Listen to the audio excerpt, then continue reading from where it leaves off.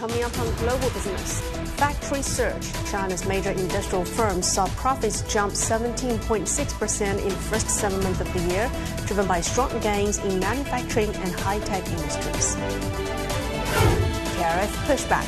China has firmly opposed the U.S. proposal for an additional 7.5% on Chinese imports, calling the move a clear act of unilateralism and protectionism.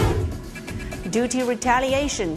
Canada has imposed retaliatory tariffs of up to 50% on U.S. goods, with no negotiations currently taking place between the two sides. It's good evening from Beijing and welcome to this edition of Global Business on CGTN. I'm Lily Lu. Nepali police say that at least 332 people have been killed after a devastating mudslide hit the China-Nepal border. Close to 1,500 people are missing. Chinese authorities say that nearly 100 Chinese nationals remain unaccounted for the Nepalese side. And Chinese Premier Li Qiang has arrived at mudslide-hit Zhejiang County in China's southwest Xizang to supervise rescue and relief efforts. Earlier, China's first group of 141 rescuers arrived at Zhejiang port with specialized gear for search operations, and a directing group in a Y-20 transport aircraft has been dispatched to coordinate joint military relief operations focused on research, rescue, resident relocation. But the mudslide has severely damaged roads, communications, and power infrastructure. Beijing expressed deep condolences to Kathmandu and stated that Chinese and Nepalese officials are maintaining close coordination to accelerate rescue and relief efforts. 中方向尼泊尔政府和受灾民众表示诚挚慰问。 China expresses its sincere condolences to the government of Nepal and the people affected by the disaster. China is maintaining close communication and cooperation with Nepal to support joint search and rescue efforts, and will provide emergency assistance based on Nepal's needs. China's rescue efforts treat Chinese and foreign nationals equally. Beijing is also in communication with the embassies of the relevant countries in China and keeping them informed of the latest developments.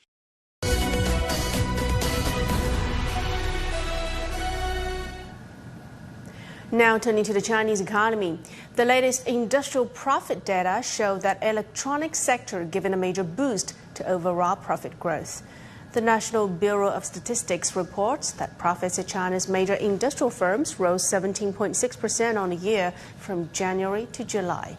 The total profits of major industrial firms reached nearly 4.58 trillion yuan during that period, and profits in the electronics industry more than doubled from a year earlier, contributing 9.3 percentage points to the overall industrial profit growth. And in July alone, profits at major industrial firms rose 11.2% year-on-year. China released its new 2025 Growth Drivers Index on Thursday.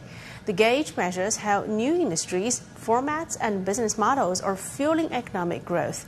And according to the National Bureau of Statistics, the index stood at 153, that is up 12.5% from a year ago. The transformation and upgrading sub-index posted the sharpest rise as strategic emerging industries expanded, future industries advanced, and digital economy boomed. Researchers pointed out that innovation-driven growth is now powering China's high-quality development. Let's take a listen.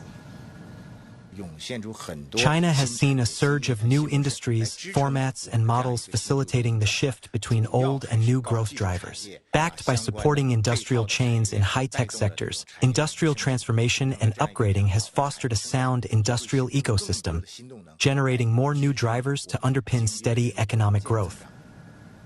And China's Yangtze River Delta region has become one of the most innovative areas in the world. CGTN's reporter Wu Bin explains the strategy and takes us to see the breakthroughs in recent years. At 2026 World Artificial Intelligence Conference held in Shanghai this July, a list of key products and applications of the Yangtze River Delta region was released.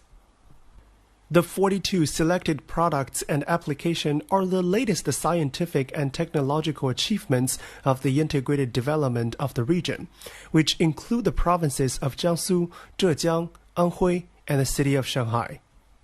In 2018, the integrated development of the Yangtze River Delta region became a national strategy. On August 20th, 2020, at a symposium hosted in Hefei, capital of Anhui Province, President Xi Jinping urged the region to take the lead in China's scientific and technological innovation. For the past 6 years, the region has been breaking geological and administrative barriers and collaborating together more than ever. One clear example is the development of embodied intelligence. The region now has the most humanoid robot companies in China, including some of the most famous robots in the world. Overseas, we have 3 main regional markets: Europe and the US, the Middle East, and parts of East Asia, such as Japan and the Republic of Korea. These markets are all very interested in robotics. This comes from the complete industrial chain in the region. Many of the upstream and downstream companies are located within the 1-hour transportation circle. In Suzhou, Jiangsu Province, just about 100 kilometers from Shanghai, I visited one company that is now working on its latest dexterous hands. Well, it's my first time to control this magic hands. I feel quite nervous now. Let's try it. The flexibility of the fingers and palms are believed to be important for robots. And the deep connectivity of the region makes it possible for the company to find what they need as fast as possible. If I place an order here today, many of the materials can be delivered within a week, allowing us to upgrade our products quickly. That's why so many companies choose to stay and grow in Jiangsu.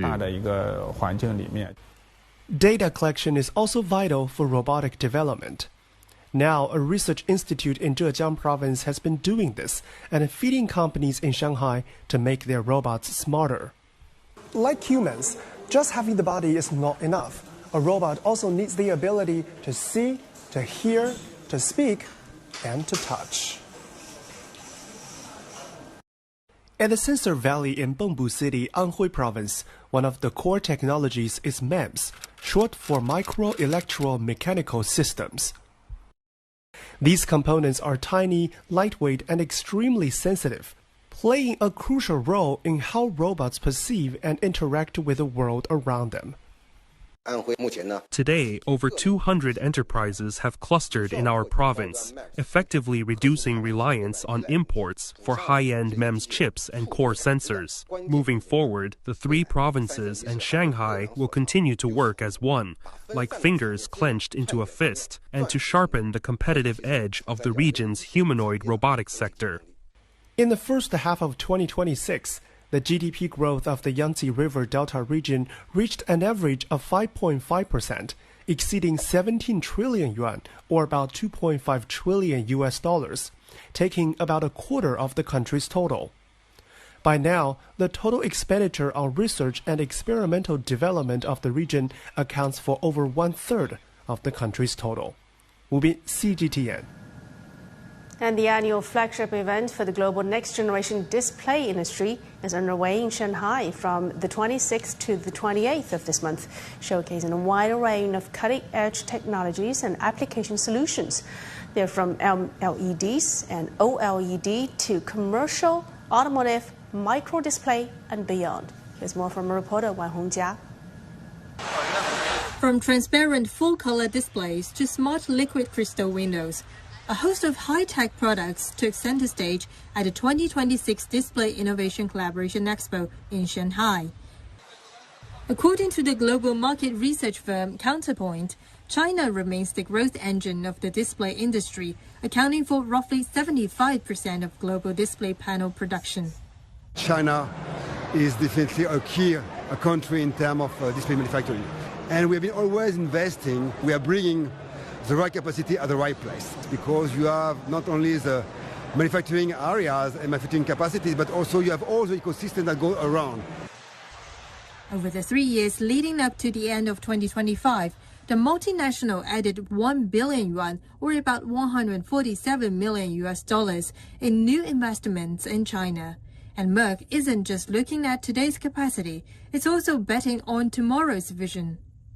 Technology trend is that by 2030, up to 65% of devices will embed AI on edge. And here we see an opportunity for us. Most of the technology innovation will happen here. We know that very well. The presence of upstream and downstream Chinese manufacturers at the exhibition spotlights the country's complete and self-reinforcing industrial chain. We are part of the equipment supply chain. In the past, most of the display panel supply chain came from Japan, South Korea, and some European and American countries. But in recent years, China's domestic supply chain for core equipment has developed rapidly and is quickly gaining ground. And that supply chain strength is translating into real market wins. We currently hold the world's largest market share. We make 1 in every 3 smartwatch displays.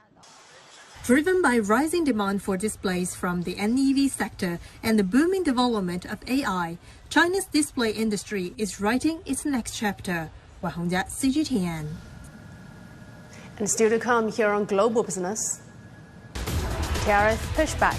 China has firmly opposed the U.S. proposal for an additional 7.5% tariff on Chinese imports, calling the move a clear act of unilateralism and protectionism.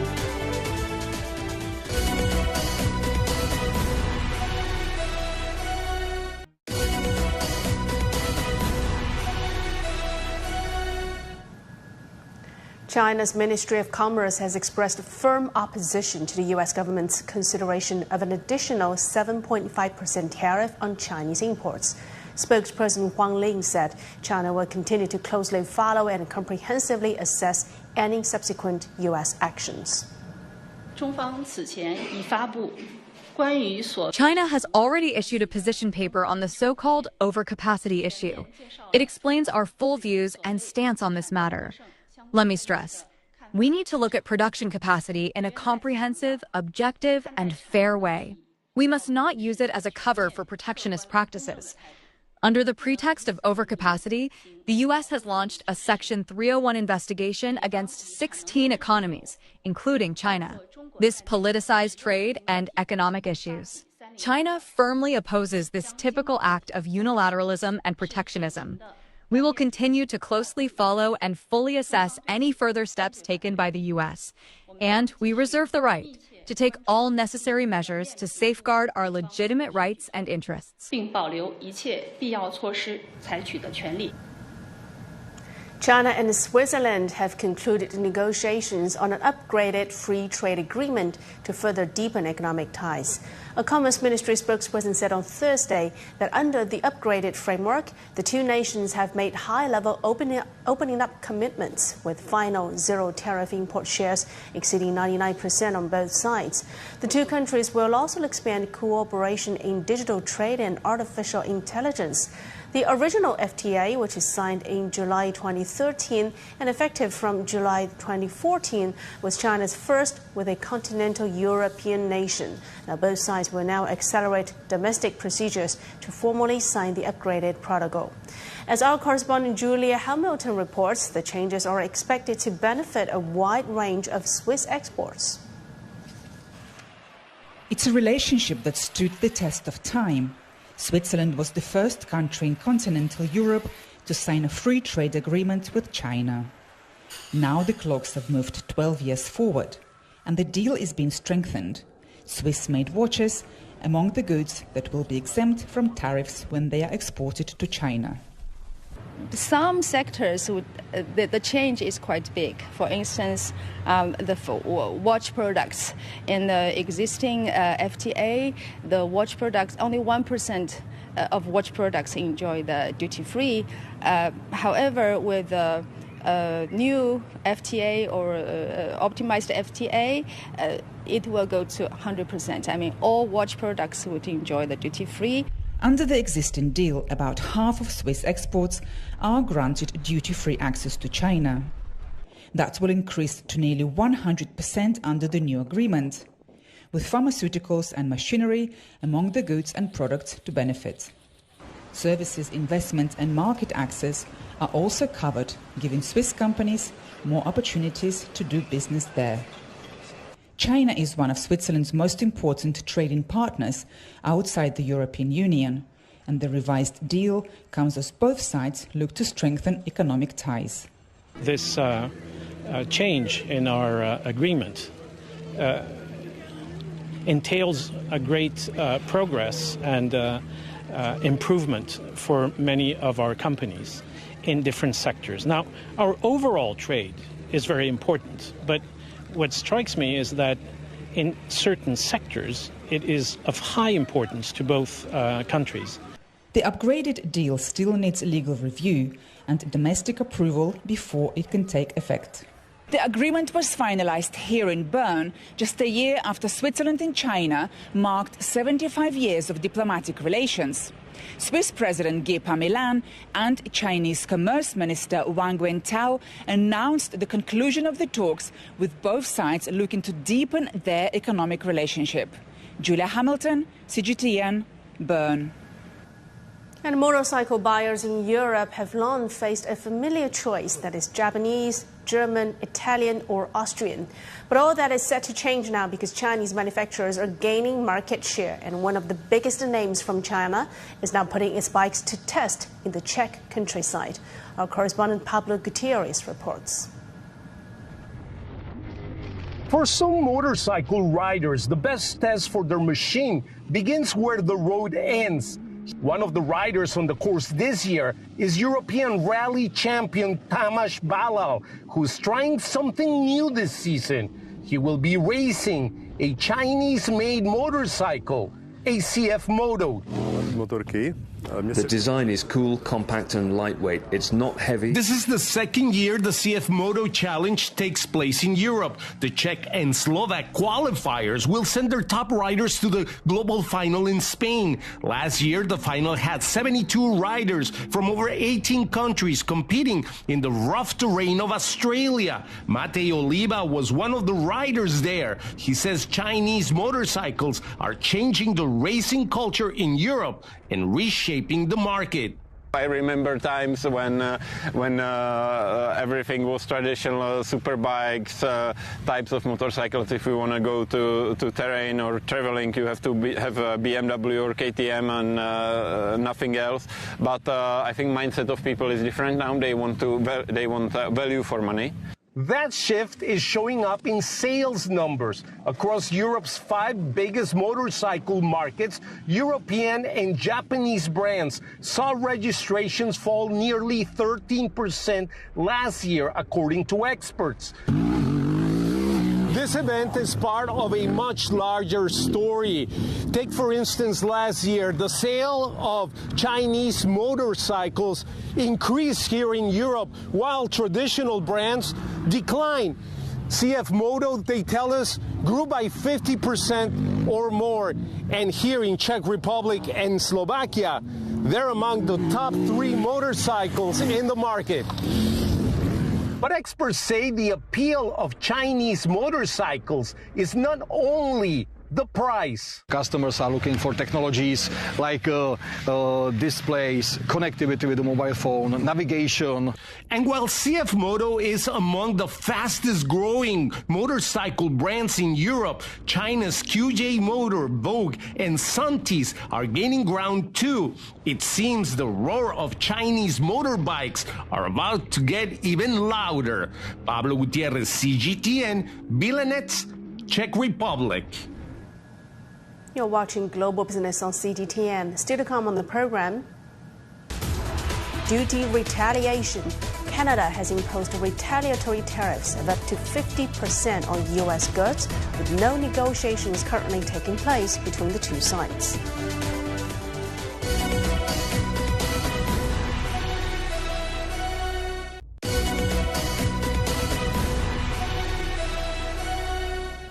Time now as we move on to some other business headlines that we're tracking at the hour.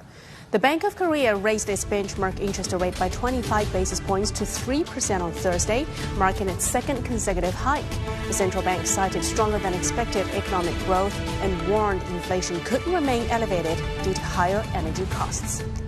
Bank of Japan Deputy Governor Ryozo Himino said on Thursday that raising interest rates in a timely manner would help to avoid a spike in inflation that could force abrupt future hikes. He noted that if underlying inflation deviated above the 2% target, it would have an adverse impact on the economy, and the central bank should pay greater attention to upside risks to prices than in the past. U.S. Federal Reserve Chair Kevin Warsh is set to deliver his first major address beyond post-meeting press conferences at the Jackson Hole Symposium on Friday. Markets are looking for clearer signals on whether he views current inflation as a problem and what that means for rate policies.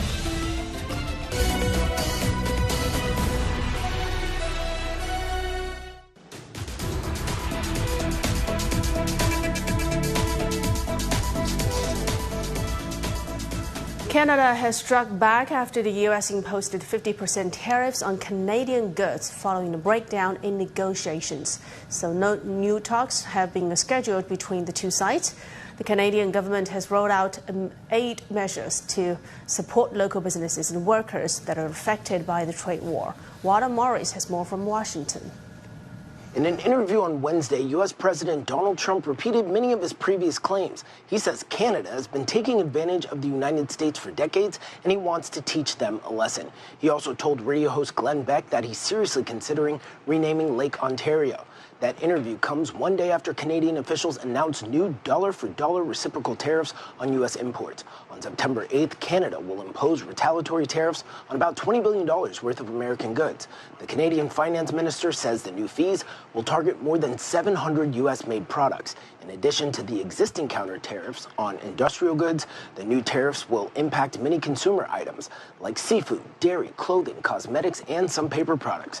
The current tariffs on U.S. steel and aluminum imports will double from 25% to 50%. During a press conference Tuesday, Canadian officials said the counter tariffs are designed to protect Canada's industries and workers. Of course, that announcement came days after trade negotiations broke down between the United States and Canada. Saturday, Trump imposed new 50% tariffs on $20 billion worth of Canadian imports. Monday, he announced that he'll raise tariffs to 50% on cars, trucks, auto parts, and steel from Canada starting January 1st. During the interview with Glenn Beck Wednesday, Trump once again called Canada, quote, one of the worst countries in the world to deal with. He also downplayed the negative impacts of the new tariffs on American consumers. Wednesday, a spokesperson for China's Ministry of Foreign Affairs said this about the escalating trade war. China has consistently maintained that all parties should address their respective economic and trade concerns through dialogue and consultation on an equal footing. And Canadian officials say the government has created a support package with billions of dollars for small businesses and workers who will be hurt by the new tariffs. Walter Moore, CGTN, Washington. And the trade war has increasingly forced consumers in Canada away from American products. Polls show a growing number of Canadians now hold an unfavorable view of the United States. Karina Huber has more from Montreal.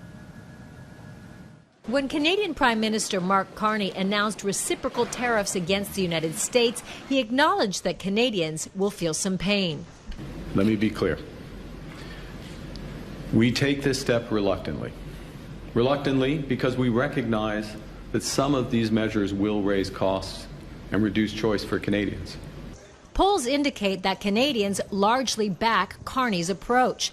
A survey by Angus Reid Institute finds that 76% of Canadians support Carney's decision to scrap trade negotiations with the United States, and roughly 60% support the launch of reciprocal tariffs against the U.S. on September 8th. Well, I'm with Mark Carney on this. We would never become the 51st state. Simple as that. Trump's repeated threat to turn Canada into America's 51st state and his many references to Canada's prime minister as a governor has deeply offended many Canadians who worry about their sovereignty. I think at some level, some very deep level, people understand that if we don't fight back, we'll lose our sovereignty, because what the Trump administration was asking for is control over our critical minerals, dictating with whom we can trade. Obviously, they mean China. And so I think that was a little too much for people. And so I think they're willing to take some pain. Trump's latest threat to change Lake Ontario's name to Lake America was also a step too far for many Canadians. It's meaningless. It's just more hyperbole and more of an irritant for the Canadian people. Even before these latest trade talks broke down, Canadians were already rejecting Trump with their wallets. We're doing the best we can to buy Canadian products. Unfortunately, tourism, we don't go there anymore, like a lot of us. There's other places. Travel from Canada to the U.S. fell by about 25% last year, wiping out $2.3 billion U.S. dollars in revenue for the U.S. tourism industry. Canadians have also stopped purchasing U.S. alcohol, a major sticking point for the Trump administration, after a majority of provinces enacted bans on American liquor, wine, and beer. That has hit the U.S. industry hard. Canada was the U.S. wine industry's biggest export market. The Wine Institute estimates that the Canadian bans accounted for 81% of the decline in total U.S. wine export revenue worldwide in 2025. For U.S. distilleries, exports to Canada were down roughly 70%. Karagesian says the relationship between the two countries has been frayed largely because of Trump's rhetoric and actions on trade. But the anger is now spilling over to person-to-person relationships as well. I think most Canadians think that most Americans are fundamentally decent people. So I'm going to preface it with that. But at the same time, I do think that it is fair for Canadians to blame Americans to some extent. I mean, they voted Trump in twice. Polls indicate that almost half of Canadians now have an unfavorable view of Americans. Whether those attitudes and the spending and travel habits that have come along with them remain once the Trump administration ends is anyone's guess. But for now, the trade war is putting pressure on a generations-long relationship that has been defined by an extraordinarily close bond between neighbors. Karina Huber, CGTN, Montreal. And that's going to do it for this edition of Global Business on CGTN. I'm Lulu in Beijing. Thanks for watching. Bye for now.